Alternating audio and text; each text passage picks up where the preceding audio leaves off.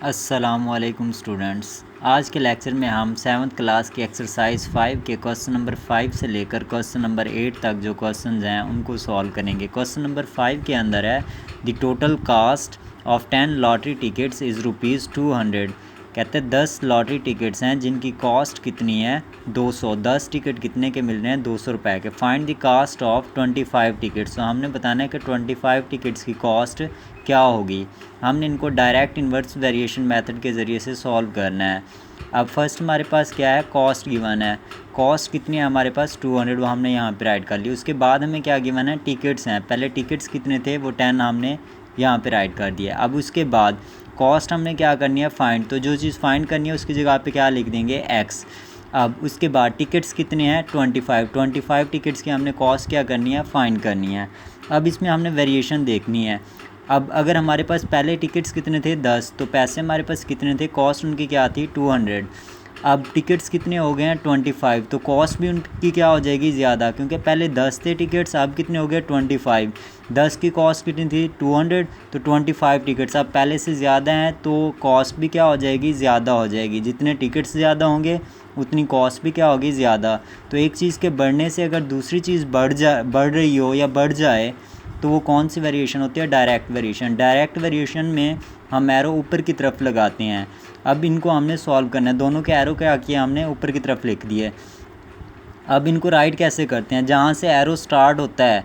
अब एरो यहाँ पे किस चीज़ से स्टार्ट हो रहा है, एक्स से, तो वो वैल्यू ऊपर, और जहाँ पे एरो एंड हो जाता है, एरो का हेड होता है जहाँ पे, वो वैल्यू क्या करनी है, आपने नीचे राइट कर देनी है, x/200। इसी तरह से 25 को ऊपर राइट कर दिया और 10 को नीचे राइट कर दिया।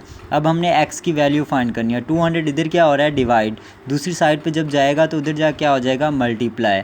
अब 0 से 0 क्या हो जाएगा, कैंसिल आउट। बाकी क्या बच गया 25 मल्टीप्लाई विद 20। 25 को जब 20 से मल्टीप्लाई करेंगे तो आंसर क्या आ जाएगा 500।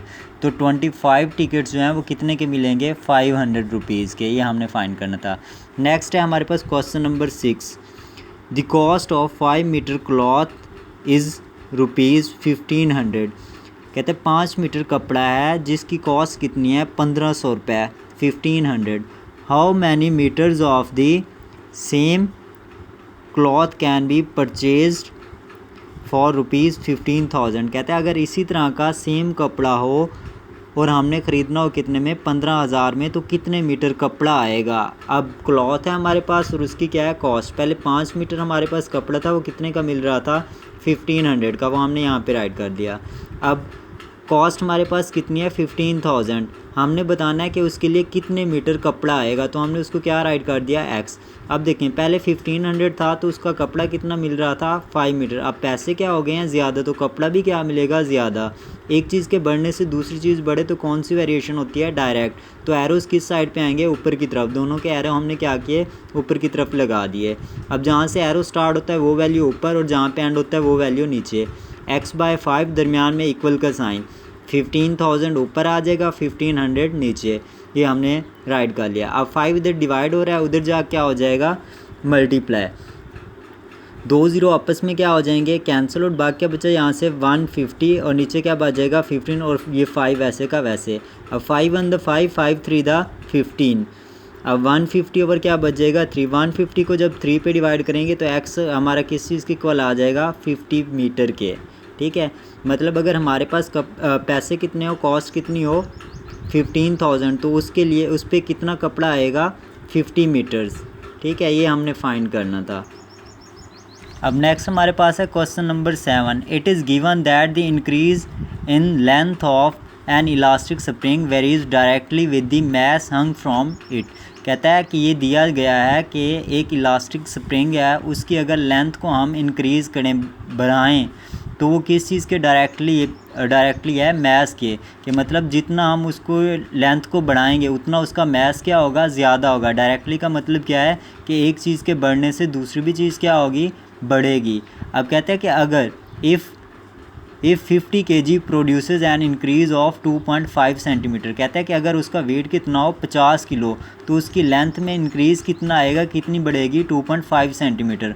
How many kg would produce an increase of 7.5 centimetre. कहता है कितने केजी वेट होगा, मैस होगा उसका, ताकि उसके अंदर उसकी लेंथ में कितना इंक्रीज़ हो 7.5 सेंटीमीटर के लिए उसका वेट कितना होगा, ये हमने बताना है उसको। अब हमारे पास दो चीज़ें हैं, वेट है और लेंथ है। पहले वेट कितना था 50 केजी, तो उससे लेंथ कितनी बढ़ रही थी, इंक्रीज़ हो रही थी 2.5 सेंटीमीटर। अब वेट हमने क्या करना है, फाइंड करना है, तो जो चीज़ फाइंड करनी है उसकी जगह पे एक्स राइट करते हैं। अब लेंथ कितनी उसने बताई हुई है 7.5 सेंटीमीटर। अब देखें पहले वेट कितना था 50 केजी, तो लेंथ कितनी थी 2.5। अब लेंथ कितनी हो गई है 7.5, मतलब लेंथ क्या है, बढ़ गई है, तो वेट भी क्या होगा, बढ़ेगा, क्योंकि क्वेश्चन के अंदर हमें क्या गिवन है कि वो वेरीज डायरेक्टली है, उसके क्या है, डायरेक्टली प्रोपोर्शनल है।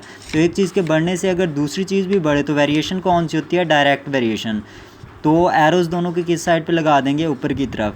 अब जहाँ से एरो शुरू होता है वो वैल्यू ऊपर और जहाँ पे एंड होता है वो वैल्यू नीचे। x/50 दरमियान में साइन किस चीज़ का आता है, इक्वल का। अब 7.5 ऊपर आ जाएगा, 2.5 नीचे। अब जब हमारे पास अगर कोई भी क्वेश्चन आ जाए, फ्रैक्शन में आ जाए, और ऊपर वाली वैल्यू भी क्या हो, पॉइंट में, और नीचे भी क्या हो, पॉइंट में, अगर उनकी डेसिमल प्लेसेस क्या हों, सेम हो, तो उनका पॉइंट क्या होता है, खुद ब खुद ख़त्म हो जाता है। अब इधर पॉइंट के बाद कितनी डेसिमल प्लेसेस हैं, 1। अब इसमें भी पॉइंट के बाद कितनी डेसिमल प्लेसेस हैं, 1। तो इनका पॉइंट क्या हो जाएगा, खुद ब खुद ख़त्म। तो ऊपर क्या आ जाएगा 75, नीचे क्या हो जाएगा 25। x/50 is equal to 75/25। अब 50 इधर डिवाइड हो रहा है, उधर जा क्या हो जाएगा, multiply. x is equal to 75 multiply with 50 divided by 25। 25 1 द 25, 25 2 द 50। अब 75 मल्टीप्लाई 2, ये हमारे पास बच गया। 75 को जब 2 से मल्टीप्लाई करेंगे तो हमारा आंसर क्या आ जाएगा, 150। मतलब जब हमारे पास लेंथ में कितना इंक्रीज़ आएगा 7.5 सेंटीमीटर का, तो उसका वेट कितना होगा, 150 केजी। ये हमने फाइंड करना था। अब नेक्स्ट है हमारे पास क्वेश्चन नंबर 8 के अंदर है, an agent is paid a commission of ₹200 for selling goods worth ₹2000. How much commission will he get for selling goods worth ₹30,000. कहता है कि एक एजेंट है, वो जब 2000 की चीज़ें बेचता है तो उस पर कमीशन कितना देता है, 200 का। कहता है अगर वो 30,000 की चीज़ें बेचे तो उसको कमीशन कितना अदा करना पड़ेगा। अब देखें पहले जब 2000 की चीज़ें बेचता था तो कमीशन कितना देता था, 200 का। अब कितने की बेच रहा है, 30,000 की, तो कमीशन भी क्या हो जाएगा, ज़्यादा। पहले कम थे पैसे, अब क्या है, ज़्यादा की बेच रहा है, तो उसका कमीशन भी क्या होगा, ज़्यादा होगा। अब एक चीज़ के बढ़ने से अगर दूसरी चीज़ भी बढ़े तो वेरिएशन कौन सी होती है, डायरेक्ट। तो एरोज़ दोनों किस साइड पे आएंगे, ऊपर की तरफ। अब जहाँ से एरो शुरू होता है वो वैल्यू ऊपर, जहाँ पे एंड होता है वो नीचे राइट कर देते हैं। x/200। अब इसी तरह से 30,000 ऊपर और 2000 नीचे आ जाएगा, और दरम्यान में साइन किसका आता है, इक्वल का। अब 200 इधर डिवाइड हो रहा है, इधर जा क्या हो जाएगा, मल्टीप्लाई। अब 2 0 इधर से क्या हो जाएंगे, कैंसिल आउट। 1 0 इधर से क्या हो गया, कैंसिल। इधर 2 बच गया, इधर भी क्या बच गया, 2। 2 1 द 2, 2 1 द 2, तो ऊपर क्या बच गया, 3000, वो हमने यहाँ पे राइट कर दिया। तो x की वैल्यू हमारे पास क्या आ जाएगी, 3000। उसको कमीशन कितना देना पड़ेगा, 3000 का। अल्लाह हाफिज़।